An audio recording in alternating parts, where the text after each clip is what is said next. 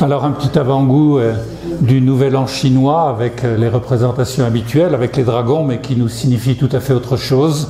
Les relations entre Chine et Taïwan avec Xi Jinping d'une part, qui propose une réunification tout à fait pacifique, et en face Tsai Ing-wen, la présidente de Taïwan.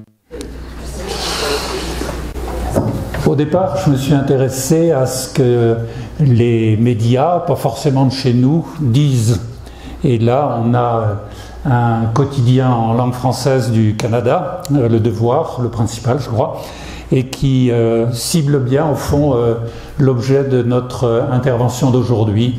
Ukraine et Taïwan, même combat, avec un point d'interrogation. Ben, c'est là-dessus qu'on va essayer de réfléchir ensemble.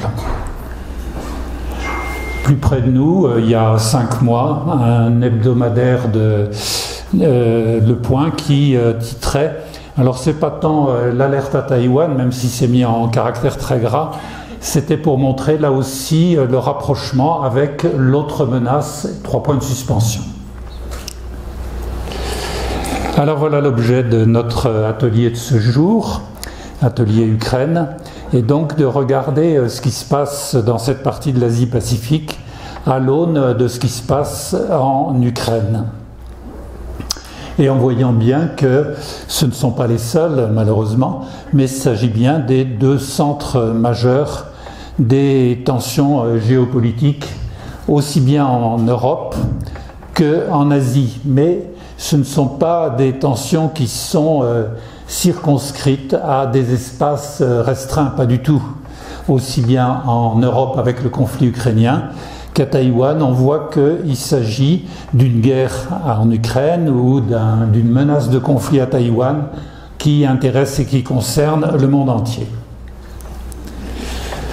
Alors tout d'abord, on va essayer de circonscrire le sujet. Bien sûr, le sujet, on va regarder cette tension Chine-Taïwan à l'aune de ce qui se passe en Ukraine, mais préalablement, j'ai souhaité faire apparaître quand même qu'il y a un certain nombre de tensions et géopolitiques fortes qui concernent bien sûr Chine et Taïwan, mais en Asie, il y a d'autres conflits qui s'accentuent ou qui se confirment. C'est le cas notamment de la mer de Chine méridionale, on va le voir à l'instant dans une carte, et puis également ce qu'on appelle la mer de Chine orientale, c'est-à-dire ce morceau maritime qui est entre la Chine et le Japon.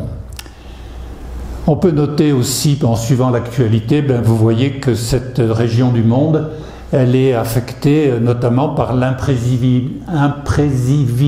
oh là là, vous l'avez écrit, de la Corée du Nord, c'est trop dur pour moi, voilà. Et puis également, toujours en Asie, par ce qui se passe dans les républiques d'Asie centrale. Alors ça, c'est davantage le sujet de Jean-François Soulet, mais qu'on peut observer qu'ils prennent une certaine distance à l'égard de l'Empire russe. Dans l'actualité toute récente, on pourrait y rajouter des républiques du Caucase, puisqu'à nouveau la tension monte entre l'Arménie et l'Azerbaïdjan, et puis vous avez peut-être suivi les manifestations qui se déroulent en Géorgie. Et puis on verra un autre point qui s'inscrit davantage sur le temps long, qui concerne ce que les Chinois répètent tout le temps, c'est ces fameux traités inégaux du XIXe siècle. Et on va voir qu'il y en a un qui n'est pas tout à fait examiné avec la même attention que d'autres, qui est la relation entre la Russie et la Chine. Alors regardons, la mer de Chine méridionale, ici, donc vous avez une zone qu'on appelle la zone en 9 traits. C'est une affirmation selon laquelle cette mer de Chine méridionale, que les Vietnamiens appellent la mer de l'Est, qui appartient à la Chine. À l'évidence, ce n'est pas le cas, puisqu'il s'agit d'eau internationale, où il y a d'ailleurs un trafic important, mais il y a cette affirmation de la Chine qui ne reconnaît pas le droit international maritime et qui considère que cette mer, elle est propre à la souveraineté chinoise.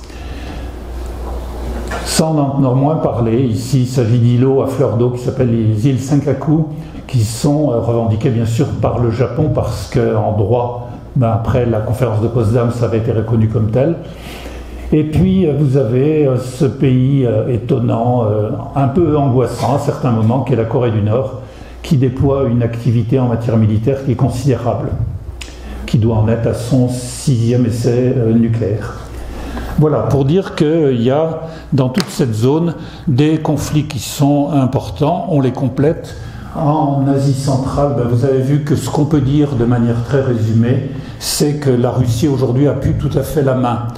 Pourquoi ? Parce qu'on a vu qu'à part peut-être la révolte au Kazakhstan qui a été matée en janvier 2022 avec la présence du nouveau président Tokayev, les autres conflits, les troupes russes ne s'y aventurent pas trop. Ce conflit entre le Tadjikistan et le Kirghizistan, il y a une faute d'orthographe, pardon, vous l'avez certainement vu. Et on voit également peut-être alors un événement qui peut vous paraître symbolique. Souvenez-vous de l'importance, puisqu'on l'a vu avec Jean-François, de l'Holodomor en Ukraine comme élément marquant de l'histoire de l'Ukraine. Il y a quelque chose d'identique, notamment au Kazakhstan, qu'on appelle l'Archachlik, et plus qu'un long discours, la photo l'illustre. Elle n'est pas lointaine, elle a été érigée dans la capitale il y a 3 ans, tout est pour tout, et vous voyez qu'elle symbolise dans la mémoire du Kazakhstan les crimes de Staline. Alors, le dernier point, puis après on entre complètement dans notre sujet, c'est le gouvernement chinois, et lors du dernier congrès du Parti communiste au mois de novembre dernier à Pékin, Xi Jinping et d'autres orateurs y sont revenus, c'est toujours la référence aux traités inégaux du 19e siècle. Vous vous souvenez peut-être de cette image qui a été souvent présentée, où autour du gâteau de l'Empire chinois, on voit les différents rois, tsars, etc., qui se servent. Alors autant, depuis la guerre de l'opium, Hong Kong qui s'était devenu territoire anglais, c'est plus le cas, de même pour Macao. Reste donc, outre la question de Taïwan, un immense territoire dont on ne parle jamais dans nos médias, c'est la question de l'appropriation, toujours dans ce fameux 19e siècle, de toute une partie de la Sibérie méridionale par l'Empire des Tsars. Alors vous avez en rouge la frontière telle qu'elle existait traditionnellement depuis 1689. Bon, voilà, c'est le traité de Nertchinsk. Mais cette frontière, elle a bougrement bougé à 2 reprises. D'abord avec le traité d'Aïgoun en 1858, donc on est en plein milieu de ces fameux traités inégaux, et également par le traité de Pékin en 1860. Donc ce territoire qui va jusqu'à Vladivostok, ça représente plus de 3 fois la surface de la France. Et compte tenu des relations actuellement qui sont plutôt positives entre la Russie et la Chine, il n'y a pas de revendication chinoise, alors que si on faisait référence à ces fameux traités, comme l'avait fait le gouvernement de Mao en 1869, quand il y avait eu un début de guerre ici sur la rive de l'Oussouri, probablement qu'on y reviendrait. Mais ce n'est pas notre sujet du jour. Alors notre sujet du jour, on voit tout d'abord une situation qui est très paradoxale. Très paradoxale, pourquoi ? Parce qu'il y a incontestablement une très forte intégration économique entre la Chine et Taïwan. La Chine est le premier débouché de Taïwan, et de loin. Et c'est également un des lieux très importants d'investissement. Je ne sais pas si vous vous souvenez avec Emmanuel Linco, pour ceux qui avaient suivi son intervention lorsqu'il nous avait fait cette fameuse conférence, il nous disait qu'en Chine, il y a environ 30 millions d'emplois qui ont été créés par les entreprises taïwanaises. C'est considérable. Donc vous voyez l'importance de l'intégration économique. Il y a une entreprise dont on a pas mal parlé parce que les conditions de travail ne sont pas très bonnes, qui est taïwanaise, s'appelle Foxconn, qui a eu jusqu'avant la pandémie, maintenant c'est un peu moins, jusqu'à 1 million de salariés en Chine. Vous voyez un peu l'ampleur. Et également, ce que l'on peut observer, c'est évidemment l'intégration économique de la Chine avec les pays occidentaux. La croissance économique chinoise, elle s'est faite pendant des années grâce à des exportations réalisées par les entreprises chinoises ou par des entreprises multinationales implantées en Chine. Vous savez, une carte, alors j'aime bien les cartes, pour faire un peu de géopolitique, c'est bien utile, qui vous montre eh bien, cette intégration. Vous voyez en bleu foncé, au large de la Chine méridionale, vous voyez le grand port de Kaohsiung, ici à Taïwan. Vous voyez les autres ports extrêmement importants de la Chine, Xiamen, Guangzhou, Shenzhen, etc. Donc on est au cœur de la mondialisation commerciale. Et cette carte vous montre l'importance des flux maritimes et qu'ici dans cette région où il y a de fortes tensions diplomatiques et militaires, il y a dans le même temps une activité économique qui est intense, qui était un peu ralentie pendant le Covid, certes, mais qui est très forte. Voilà, donc une forte intégration économique avec l'Occident et dans le même temps des tensions militaires, diplomatiques et politiques. Alors on a deux illustrations. Vous vous souvenez peut-être, il y a 8 mois à peu près, la présidente de la Chambre des représentants des États-Unis, Nancy Pelosi, c'est plus elle qui est présidente aujourd'hui, était allée rendre une visite officielle à Taïwan. Autant dire que ça n'avait pas plu aux Chinois, qui avaient mené une activité, comment on pourrait la qualifier, un peu d'intimidation, mais forte quand même, autour de l'île de Taïwan. Il y avait jusqu'à 150 avions de chasse par jour dans ce qu'on appelle la zone d'identification aérienne. Alors attention, c'est pas l'espace territorial de Taïwan. La zone d'identification aérienne, c'est plus vaste, c'est jusqu'à 150 000 du territoire. Et puis, quelques semaines plus tard, des manœuvres maritimes importantes dans le même but, qui avaient été menées d'ailleurs conjointement avec la flotte russe. Voilà, donc ça c'est des événements, c'est factuel. Maintenant venons-en à notre problématique pour essayer d'avancer davantage dans notre sujet. On va la regrouper autour de 3 points, 3 domaines, et où vous allez voir qu'il y a effectivement un certain nombre d'analogies. Voilà, il ne faut pas les augmenter à l'extrême, mais elles existent. C'est au fond de voir une grande puissance militaire ou militaire et économique pour la Chine, qui est dans une phase d'affirmation de sa puissance. Affirmation de sa puissance. Le deuxième point que nous verrons, c'est pour voir que, comme ça a été le cas en Ukraine, et les précédentes personnes qui ont présenté les phases de l'atelier Ukraine nous ont bien introduit à ce domaine-là, c'est de voir, alors est-ce qu'on est dans un rappel de l'histoire, depuis le russe de Kiev au XIIe siècle, ou est-ce qu'on est dans une phase actuellement, vu côté chinois, de réécriture de l'histoire? C'est pas la même chose, évidemment. Puis un troisième domaine qui m'a beaucoup frappé lorsque j'ai travaillé là-dessus, c'est de voir dans les deux cas, alors c'est très mis en avant, est-ce que c'est un alibi ou pas? J'ai laissé un point d'interrogation, c'est l'obsession sécuritaire. De même que le président Poutine disait je suis encerclé par l'OTAN. On va voir que du côté chinois, il y a un regard qui présente quelques similitudes et on va essayer de comprendre pourquoi. Mais préalablement, alors Taïwan, vous connaissez l'île comme votre poche, donc je fais qu'un petit rappel, bien connu, on a beaucoup parlé dans la presse. C'est petit Taïwan, 36 000 km². C'est, si on le rapporte à la superficie de la Chine continentale, je vous rappelle, c'est 9,5 millions de km². Donc, si on le rapproche, ça fait 0,3% à peu près. Donc, pas une tête d'épingle, mais à peine plus. Elle est séparée du continent par un détroit de 160 km de large, et où, de manière régulière, un certain nombre de navires des flottes, pas seulement américaines, mais également parfois anglaises, voire françaises, rappellent qu'on est dans des eaux libres, ce qui évidemment n'est pas du tout du goût des Chinois.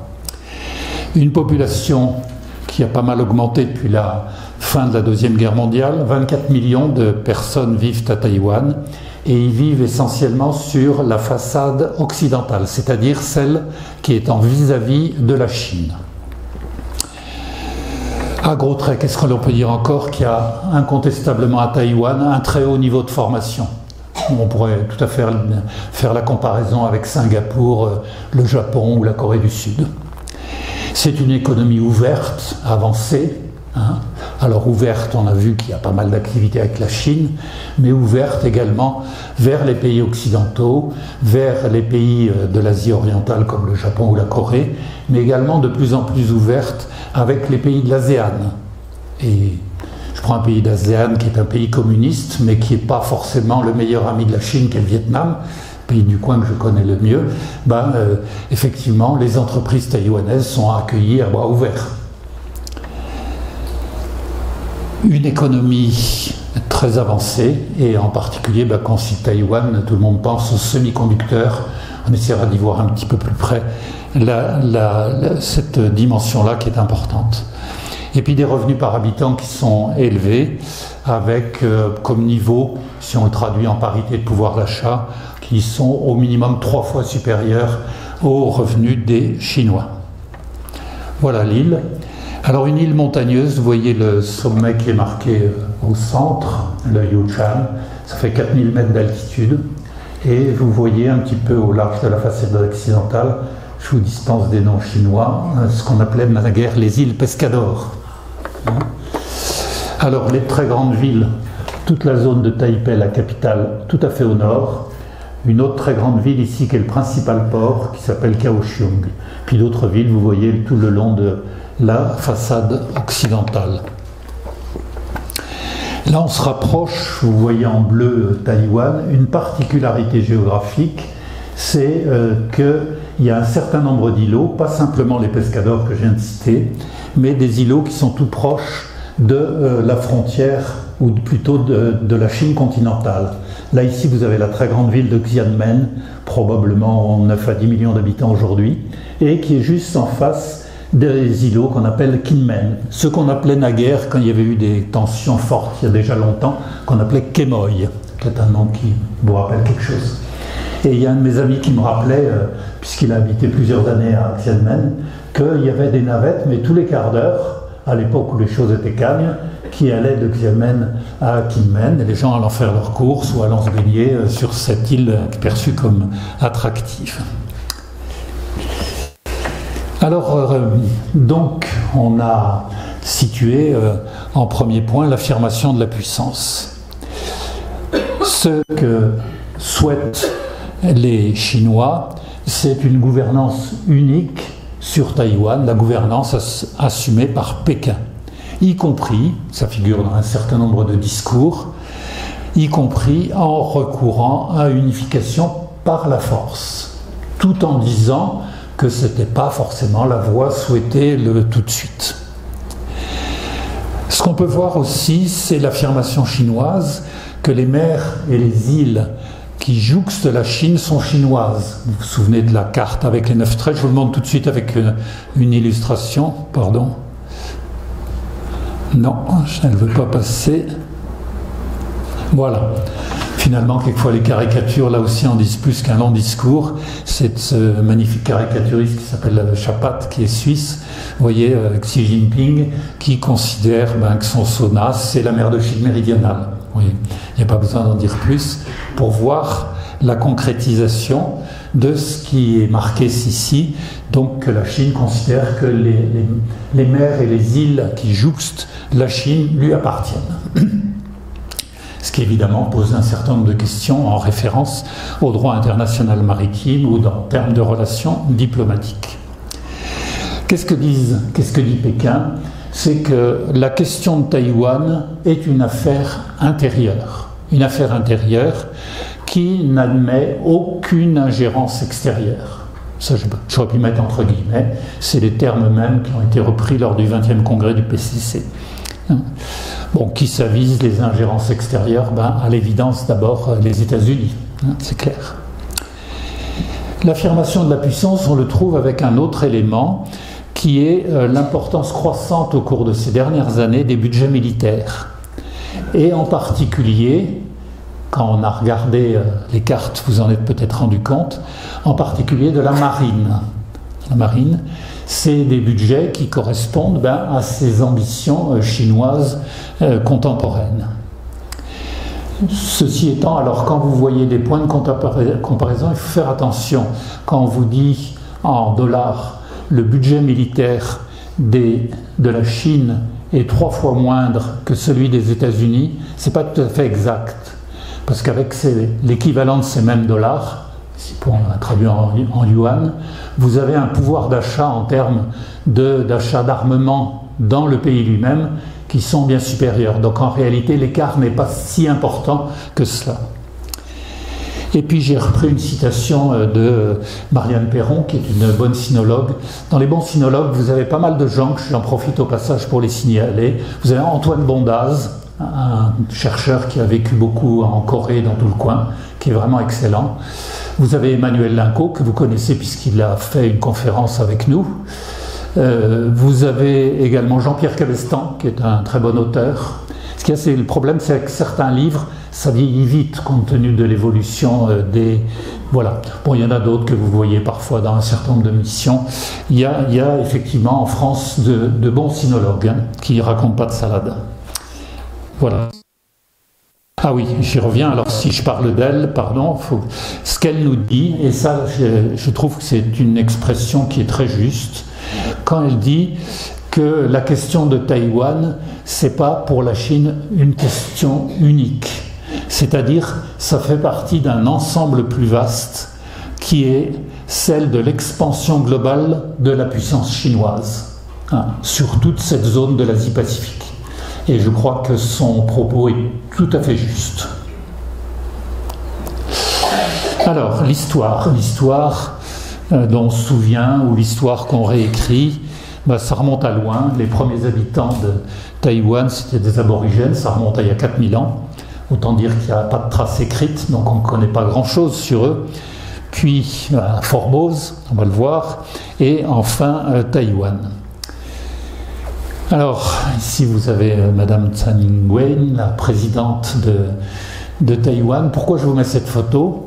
Parce qu'elle illustre quelque chose que l'on peut voir ici, c'est qu'elle est originaire, pour une partie de sa famille, des aborigènes mélanésiens, qui représentent encore 2% de la population, et par une autre partie de sa famille parlait Hakka. On va voir de quoi il s'agit.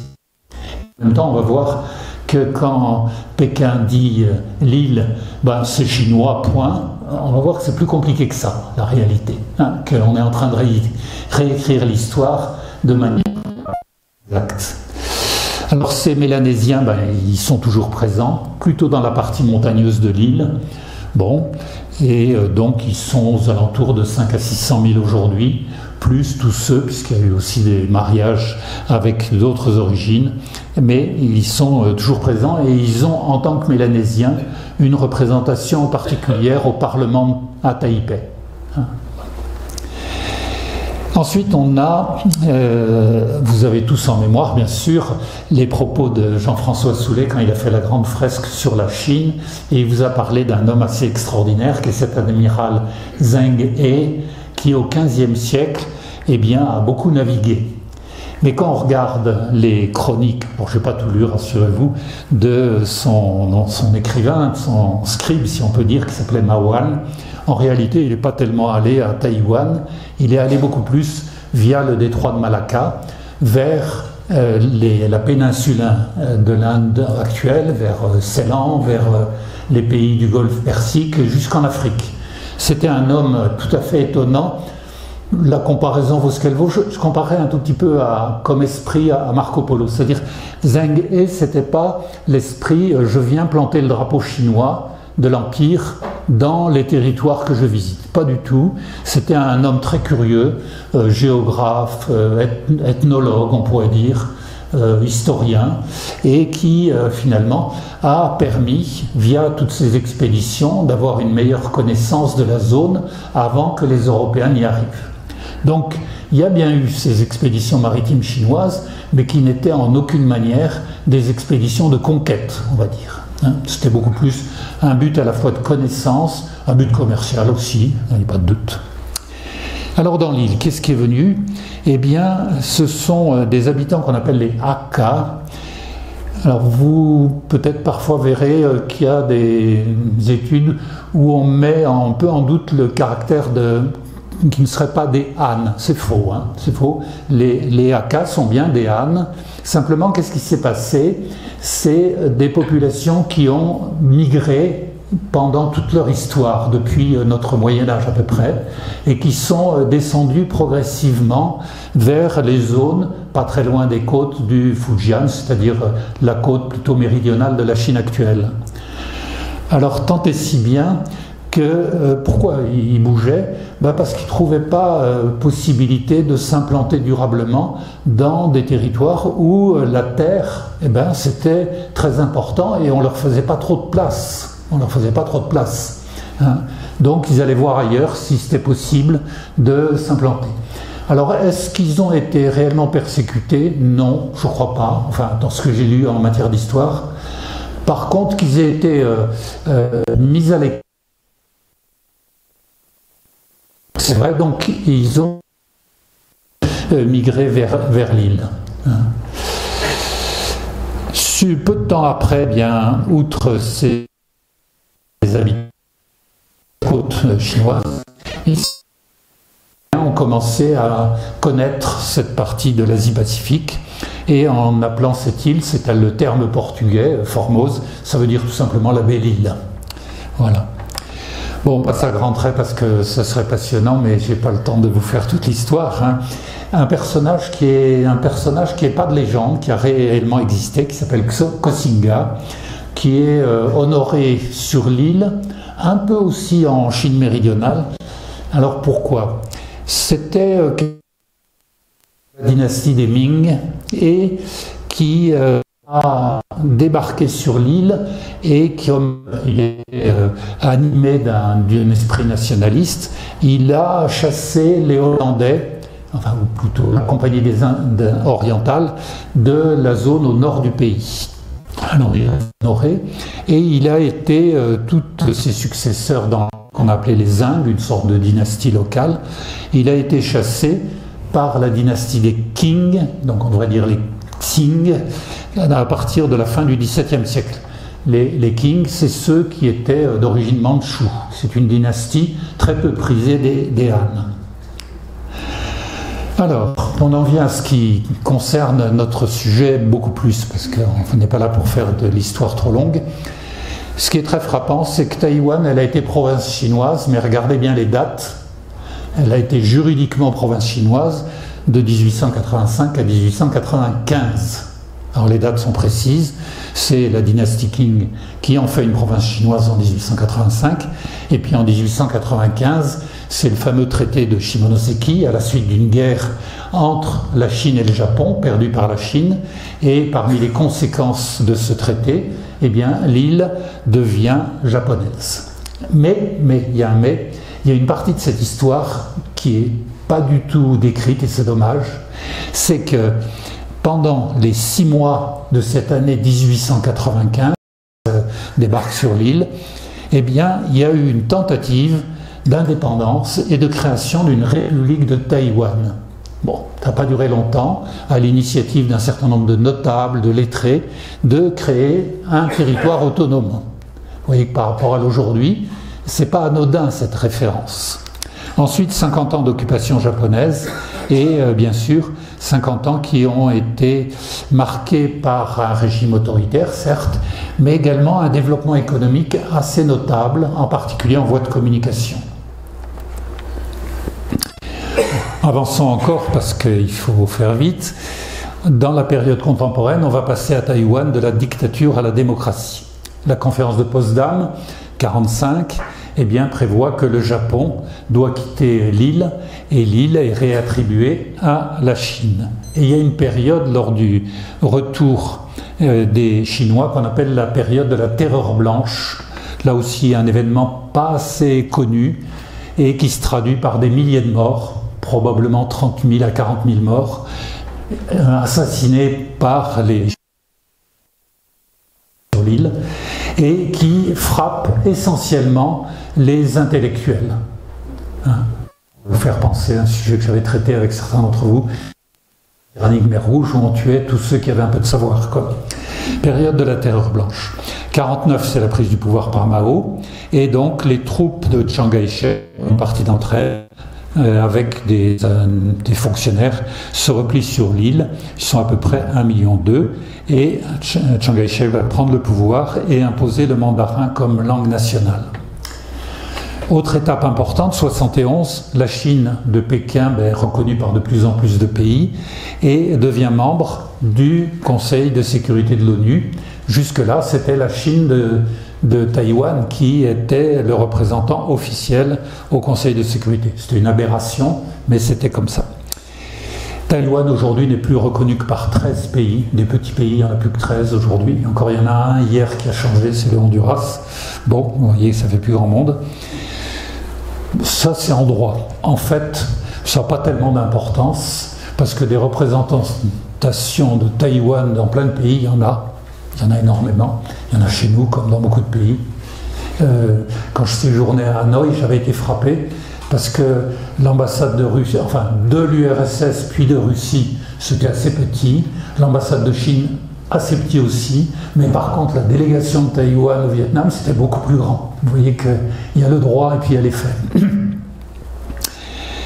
Un décollage économique considérable depuis 1971, avec une orientation vers les technologies du futur et les semi-conducteurs, avec le géant TSMC, Taiwan Semiconductor Manufacturing Company.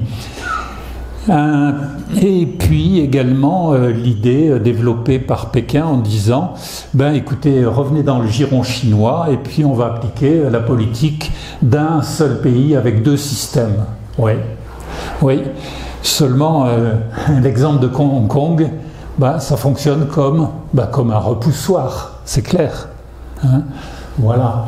J'ai repris là aussi une caricature de Chapat. Vous voyez ce qui est devenu Hong Kong, alors avec la révolution des parapluies, un petit clin d'œil, l'affiche sur la démocratie, et puis Xi Jinping qui affiche un confinement perpétuel à Hong Kong. Bon, moi j'étais à Hong Kong avec mon épouse quelques semaines avant que le territoire qui était britannique devienne chinois. Bien sûr, la majorité des gens étaient chinois, c'est clair, mais en même temps, on avait tout à fait l'impression d'être en Occident, complètement. Tout était possible, une presse abondante, tout ça. Il y avait même, à ce moment-là, j'avais écouté une conférence qui m'avait beaucoup frappé. Une dame qui était responsable d'un groupe de presse à Hong Kong et qui disait ça va évoluer, vous allez voir, dans quelques années. Ils liront nos journaux, ils regarderont nos caricatures et ils riront bien. Ouais, c'est pas tout à fait exact. Alors les Taïwanais, aujourd'hui comme Chinois, il y a une évidence, c'est que les habitants de l'île, pour 80% d'entre eux, largement, se considèrent comme Taïwanais. Pour eux, c'est leur identité. Alors c'est très particulièrement net, on est à plus de 90% dans les jeunes générations, dans les électeurs du Parti démocrate progressiste, celui qui est au pouvoir avec la présidente que j'ai présentée tout à l'heure, Tsai Ing-wen, et puis aussi ceux qui sont depuis longtemps. Alors les Hakka, les gens qui viennent du Fujian, qui se considèrent comme des habitants de souche. Alors j'ai mis en italique une phrase de la présidente qui me semble très juste pour bien marquer la différence par rapport à Pékin. Qu'est-ce qu'elle nous dit ? Taïwan doit résister à l'empiétement de sa souveraineté. Donc là, c'est bien l'affirmation qu'on est dans un territoire qui n'est pas chinois et qui dépend du peuple chinois lui-même. Son avenir doit être décidé avec la volonté du peuple de Taïwan. Qu'est-ce que cette petite phrase vient dire ? Quelque chose d'important. Nous qui sommes une démocratie, c'est une vraie démocratie, Taïwan aujourd'hui, c'est le peuple de Taïwan qui éventuellement déciderait d'une évolution institutionnelle, mais ce n'est pas les autorités, un régime autoritaire comme celui de Pékin, qui va nous faire changer la nature démocratique de notre régime. Bon. Alors pour le point de vue de Pékin, là je passe assez vite parce qu'on l'a déjà un petit peu évoqué, Taïwan c'est une province chinoise, la Chine défend son intégrité territoriale en voulant récupérer notre île, entre guillemets. La réunification se fera et en disant quand même la dernière alinéa, qui est également une phrase de Xi Jinping, je l'ai mise quand même pour avoir un propos complet et honnête, qui indique que la réunification, si elle se faisait par des moyens pacifiques, ce serait dans l'intérêt de la nation chinoise. Bon. L'obsession sécuritaire, le troisième point de notre problématique. Ça va, je suis dans les temps. Voilà une petite allusion à la Grande Muraille. Alors celle-là, elle n'est pas terrestre, elle est maritime, hein, qui traduit cette vision de Pékin qu'il faut absolument assurer la sécurité face à un impérialisme américain auquel on peut adjoindre un certain nombre de pays asiatiques. Alors cette carte, elle est importante, pas très facile à lire, mais je vous l'explique.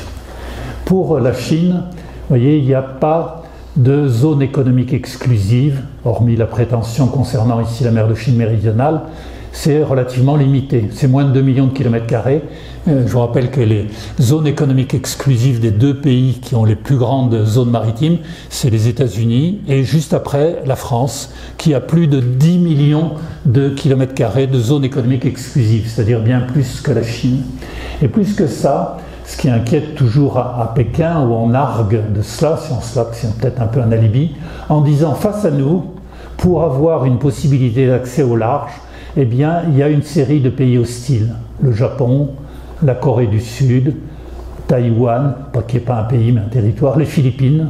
Vous avez vu que récemment, le nouveau président Marcos Junior, après une visite à Pékin où il s'est fait rouler dans la farine, vient d'accorder 4 bases aux Américains pour assurer la protection, notamment ici en mer de Chine méridionale, et puis Singapour.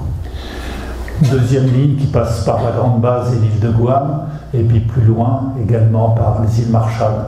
Autrement dit, les Chinois disent « mais vous Américains, on ne va pas dans les Caraïbes, pourquoi donc vous assurez autour de notre pays eh bien, une telle ligne, on pourrait qualifier un petit peu de défense ». Et il faut entendre cet argument. Les Chinois oublient au passage que c'est quand même les États-Unis qui, d'abord, ils ont un État au milieu du Pacifique, et puis qui est-ce qui a réussi à mettre fin à la prédominance japonaise à la fin de la Deuxième Guerre mondiale? Les historiens sont tous d'accord pour dire que c'est pas les Chinois, c'est bien les Américains qui ont assuré la libération. Alors cette autre carte, elle est assez importante aussi. Bon, ça montre le souci de la Chine, toujours par rapport à cette obsession sécuritaire, d'avoir des bases militaires qui relaient la façade maritime, où il y a un certain nombre de grandes bases. C'est l'affaire des îles Paracel et des îles Spratly, où sur des îlots, vous avez peut-être vu des reportages, les Chinois ont construit de véritables bases militaires. Alors, en gros conflit évidemment avec les Vietnamiens, parce que les îles Paracel, les Vietnamiens considèrent qu'elles leur appartiennent. Bon, ça a donné lieu à pas mal de conflits avec les gardes-côtes.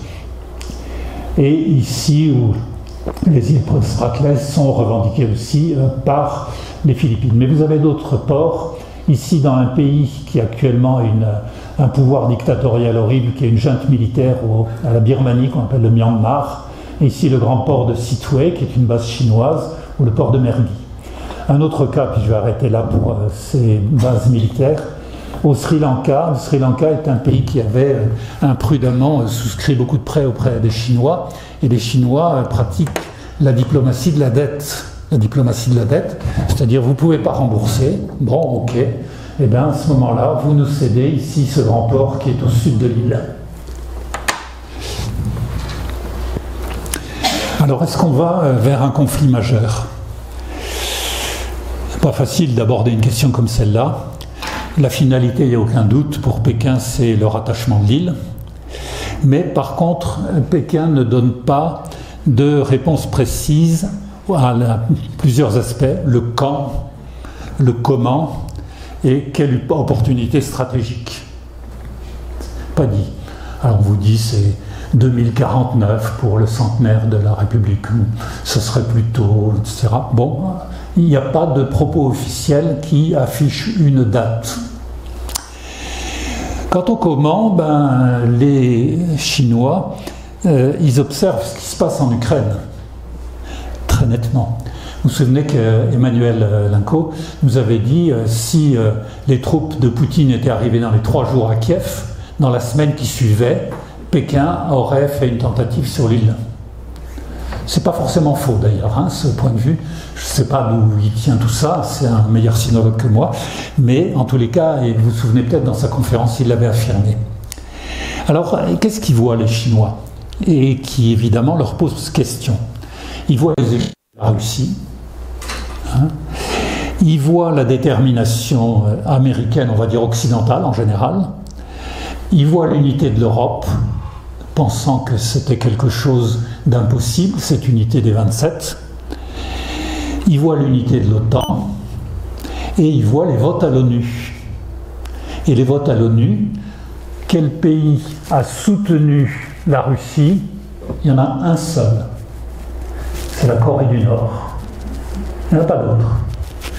Bon, donc, on examine ça. Vous savez, les Chinois sont à Pékin des gens assez pragmatiques. Alors, il y a un certain soutien à Moscou, il n'y a aucun doute. Pourquoi? En raison de l'hostilité de la Russie envers les USA. Autrement dit, l'ennemi de mon ennemi est mon ami. C'est à peu près comme ça que ça se décline, sans qu'il y ait d'alliance, hein, d'ailleurs. Et puis, c'est l'approvisionnement en matières premières. Alors, pour terminer avec quelques diapos, du 20e congrès à Davos, on a des choses un peu, là aussi, qui peuvent sembler un peu paradoxales. Au moment du 20e congrès, on avait l'impression qu'avec le départ de Li Qiang, le Premier ministre qui est en poste jusqu'à maintenant, mais qui va céder sa place, on avait l'impression que ceux qu'on appelle les pragmatiques, c'est-à-dire ceux qui sont plus tournés vers l'économie, eh ben, ils étaient tous évincés. Et au bureau politique et au comité central, bien sûr, c'était tous des copains de Xi Jinping, mais on avait l'impression que c'était le clan de ce qu'on appelle les idéologues qui l'emportait, auquel cas on avait quelques soucis à se faire sur la proximité d'une guerre éventuelle. Mais dans les dernières semaines, on ne peut pas dire qu'il y a des décisions en ce sens. Il y a un truc de l'AFP que j'ai trouvé. Xi Jinping, il veut se considérer comme l'égal de Mao, le fondateur. Certes, il reconnaît que Deng Xiaoping a fait quelques réformes, mais les autres, ça compte pas. Ça compte pas. Ce pas des gens qui ont marqué l'histoire. Vous vous souvenez peut-être de la manière dont Hu Jintao s'est fait embarquer Manu Militari pendant le 20e congrès. C'est incroyable, hein, on pouvait se pincer en regardant cette image. Hein, c'est l'ancien secrétaire général du parti. Alors en même temps, Pékin est pragmatique. Vous avez vu comment il a évolué en quelques jours pour le zéro Covid. Et puis quand on regarde les propos, ils sont très bizarres. Parce que vous avez les propos du nouveau ministre des Affaires étrangères qui sont des propos très agressifs la semaine dernière, lors de sa première conférence de presse. Et dans le même temps, vous avez le nouveau Premier ministre et puis celui qui était l'ancien vice-premier ministre à Davos. Davos, un lieu fréquenté par les Chinois, et qui parle de quoi? De développer les échanges, d'accueillir les investissements étrangers. Bon, pour résumer, on peut dire quand Pékin parle politique, son propos est anti-occidental, mais quand Pékin parle économie, alors le discours change. Voilà. D'autant plus il change que les difficultés de l'économie chinoise sont bien réelles. Alors, je ne reviens pas sur le secteur immobilier, hein, Evergrande avec une dette énorme, les collectivités territoriales avec des dettes pas possibles, etc. Et puis aussi l'affectation de ce qui était la gloire de Xi Jinping, c'est les fameuses BRI, enfin qu'on appelle dans le langage courant les routes de la soie. Là, il y a un article du Monde qui fait un point intéressant.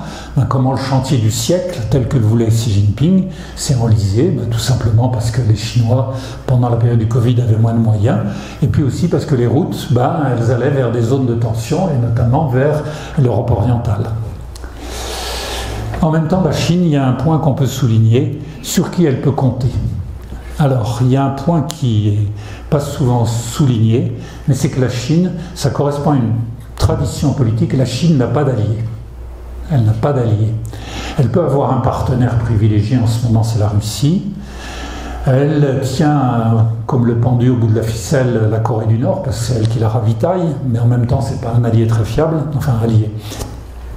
Quant aux autres pays de l'ASEAN, parmi lesquels il y a des pays communistes, les pays de l'ASEAN, Ils disent, tant qu'il s'agit du partenariat économique global, faire du business avec la Chine, d'accord. Mais, par contre, ces mêmes pays sont opposés à l'expansion politique et militaire chinoise. Quant à l'Inde, qui joue un jeu un peu perso, on dirait, mais il faut se souvenir qu'il y a des tensions frontalières récurrentes en Himalaya, l'Inde, qui semble vouloir être... Elle mange un peu à tous les râteliers, si je puis dire. Quand les Russes lui vendent du pétrole avec un rabais de 40%, ils sont bien contents. Et ils n'auraient pas tort d'ailleurs de s'en priver. Mais en même temps, ils font partie du Quad. Alors le Quad, c'est une des dernières images que je vais montrer pour respecter l'heure. Eh bien, c'est 4 pays dans ce qui n'est pas un traité, dans ce qui n'est pas une alliance militaire comme l'AUKUS. C'est l'Inde, l'Australie, les États-Unis et le Japon, et la Corée du Sud va en faire partie bientôt. C'est une sorte d'initiative quadripartite qui touche à plein de domaines. Une politique de santé publique pour la zone, une politique de développement économique, une politique de développement d'infrastructures, si bien que certains pays, et encore une fois comme un pays communiste comme le Vietnam, fait partie de ce qu'on appelle le Quad+. Ils disent qu'il y a certains volets qui nous intéressent. Mais progressivement, le Quad, sous l'impulsion américaine, est un peu en train de devenir quand même un lieu pour freiner, pour endiguer la puissance chinoise. Voilà les 4 mousquetaires, si je puis dire, vous les reconnaissez depuis Modi, le président Biden, Premier ministre japonais, Premier ministre australien. Voilà, la dernière diapo, la population taïwanaise, on dit qu'elle est taïwanaise, c'est son sentiment. Mais je voudrais terminer par un petit bémol quand même, petit bémol qui sont liés aux dernières élections locales à Taïwan. C'est qu'à Taïwan, certains observateurs, il y a quelqu'un des Échos, le journal qui a été faire un long reportage qui est assez intéressant, qui montre quoi ? Qui montre que la population, sans être insouciante, ne croit pas du tout, pour une bonne partie d'entre elles, à une agression chinoise proche. Oui. Ils disent d'abord on a l'insularité qui nous protège, les USA de toute façon viendront nous défendre, et il y a un petit peu, pas trop, mais peut-être chez le tiers de la population ou le quart de la population, des formes de déni, disant mais Xi Jinping il ne va pas nous faire l'histoire. Et aussi lié à l'importance d'une partie du milieu des entreprises qui disent on va aller faire du business, c'est là où c'est intéressant. J'ai vu l'interview d'un chef d'entreprise d'une très grande entreprise de Taïwan qui dit mais on va aller investir $1 milliard à Shenzhen parce que c'est là où on fait du profit. Vous voyez donc, Taïwan, il y a cette espèce à la fois d'affirmation de l'identité taïwanaise et en même temps cette proximité économique affairiste qui n'est pas sans poser quelques petites questions. Voilà, je vous remercie.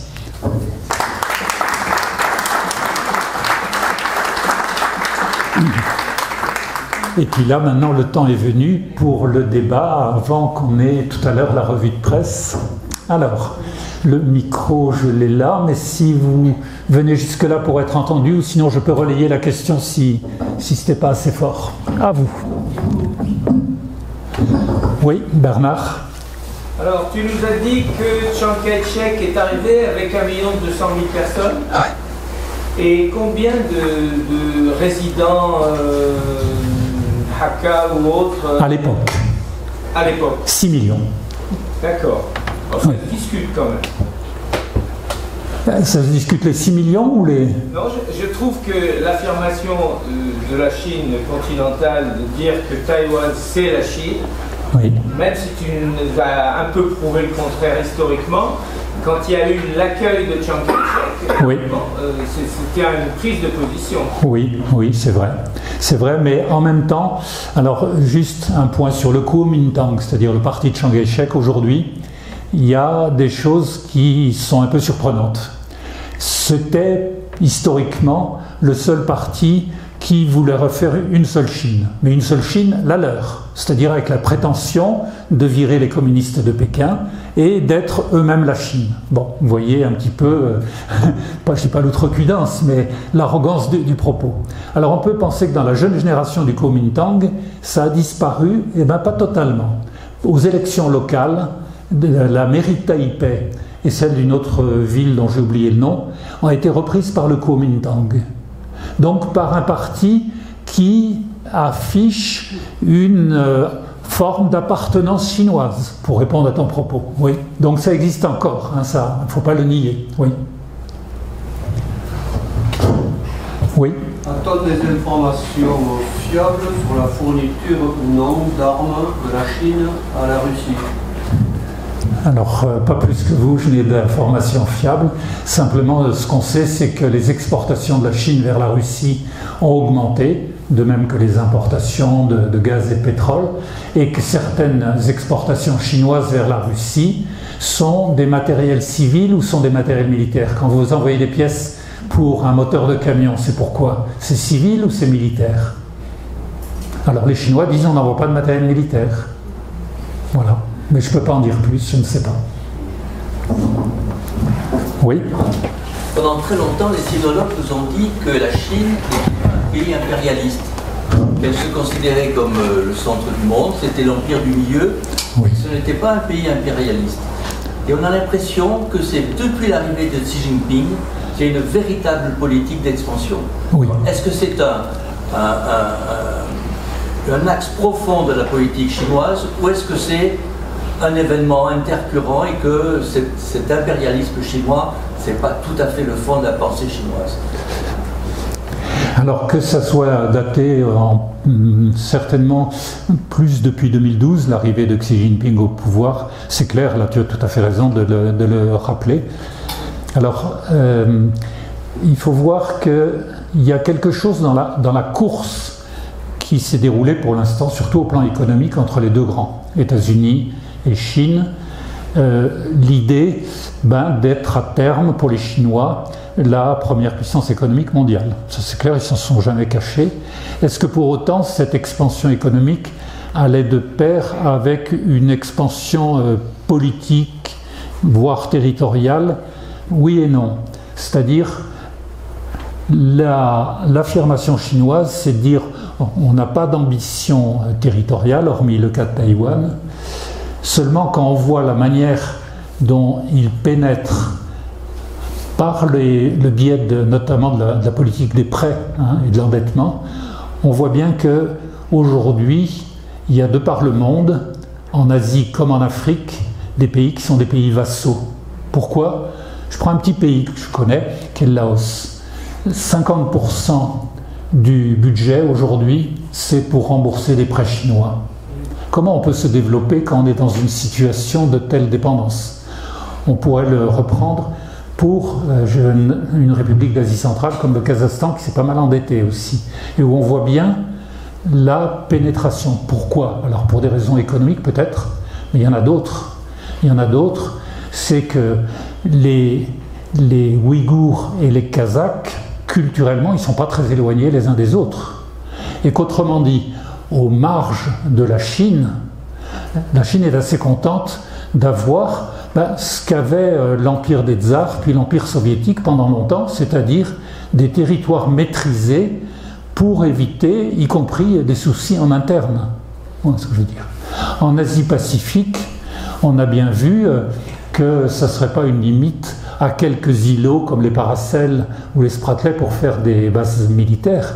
Il y a eu des tentatives qui n'ont pas été très loin parce que les Occidentaux ont mis un peu de l'eau au là. C'était ce qui avait été tenté par les Chinois sur des pays pas très connus qui sont les îles Salomon et le Kiribati.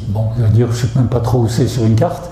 C'était pareil, c'était de se dire je veux essayer d'avoir des bases ou des pions dans cette politique. Quand vous regardez aussi les colliers de perles, ce que je vous ai montré sur la carte, alors les Chinois s'en défendraient en disant on n'a pas envie d'envahir un autre pays, certes, et dans le même temps, on voit bien qu'il y a une politique d'affirmation à une certaine expansion qui n'est pas qu'économique.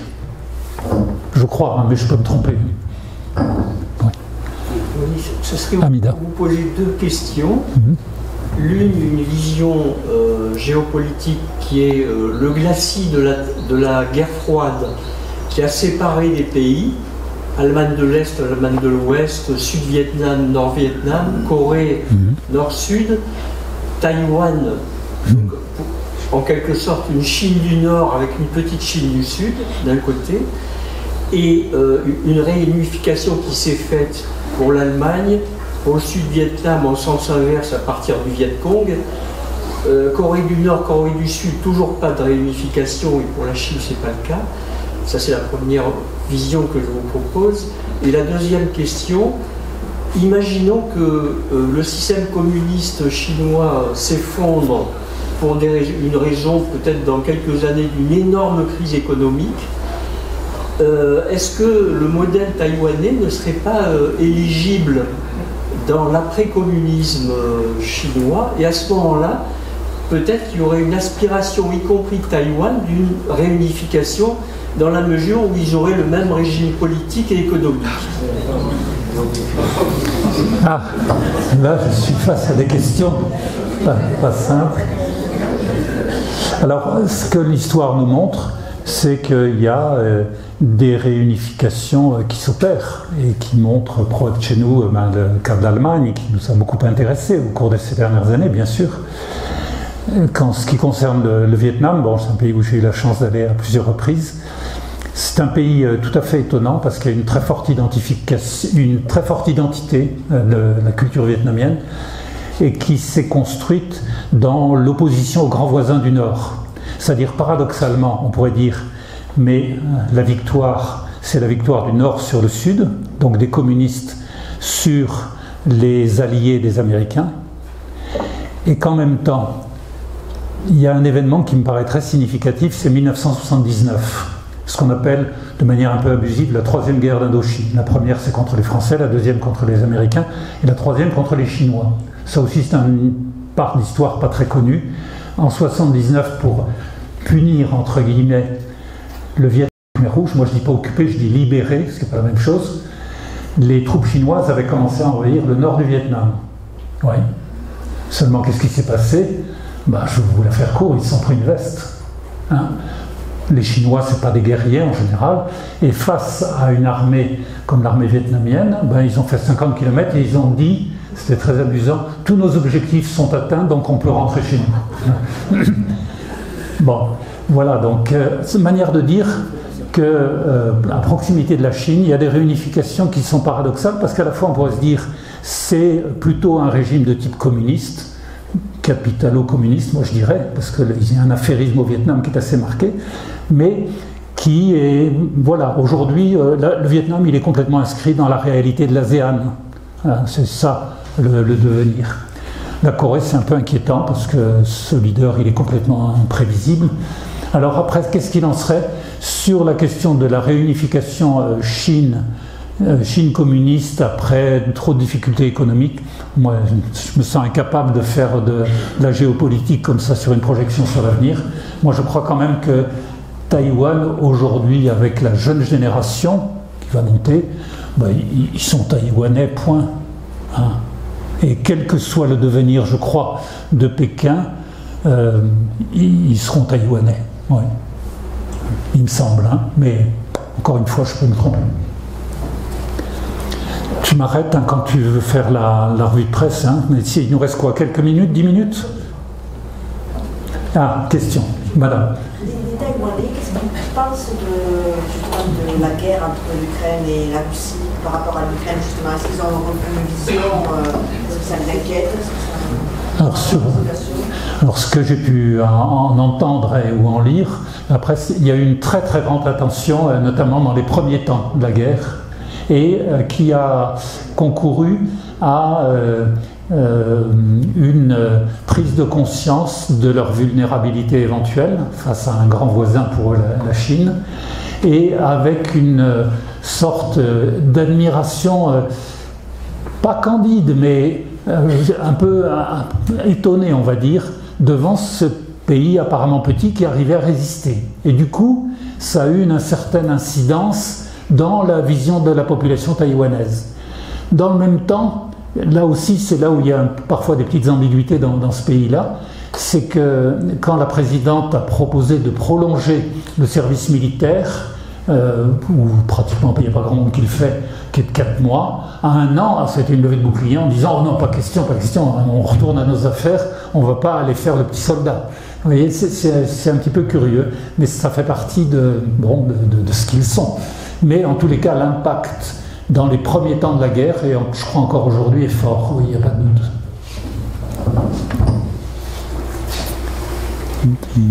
Oui. On est rentré dans une forme de guerre froide, une nouvelle guerre froide, entre l'Occident et la Chine, et l'URSS. Est-ce que le danger, à mon avis, vu l'impérialisme économique de la Chine, n'a pas été un peu favorisé par nos attitudes de liberté commerciale, d'aller implanter notre économie en Chine? Donc on a développé l'économie chinoise, et est-ce qu'on va pouvoir endiguer un peu cela?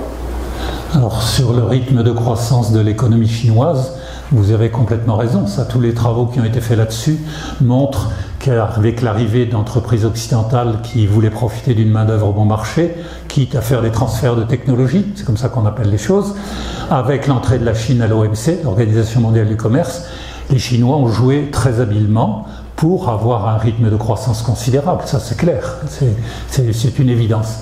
Alors, est-ce que, en même temps, il y a une question à se poser, et où je crois que personne ne peut avoir complètement la réponse, c'est de savoir si les interactions économiques sont à un niveau tel que personne n'aura envie d'aller dans une guerre froide trop active. Pourquoi? Parce qu'on y perdrait à la fois dans la croissance de nos pays occidentaux, et que les Chinois, ils regardent quoi, les Chinois? Ils savent qu'une partie de leur croissance, le relais par la demande interne, il est limité. Le relais par une politique immobilière tous azimuts, ça s'est traduit par une catastrophe, type Evergrande, et qu'ils ont des problèmes structurels qui ne sont pas réglés. Les problèmes structurels, c'est les inégalités territoriales qui sont considérables. C'est également les inégalités sociales. Il y a 600 millions de gens qui vivent très très très modestement en Chine. Ce n'est pas uniquement la Chine côtière de Shanghai, sur 1,4 milliard. Bon. Et c'est l'absence d'un véritable système de protection sociale.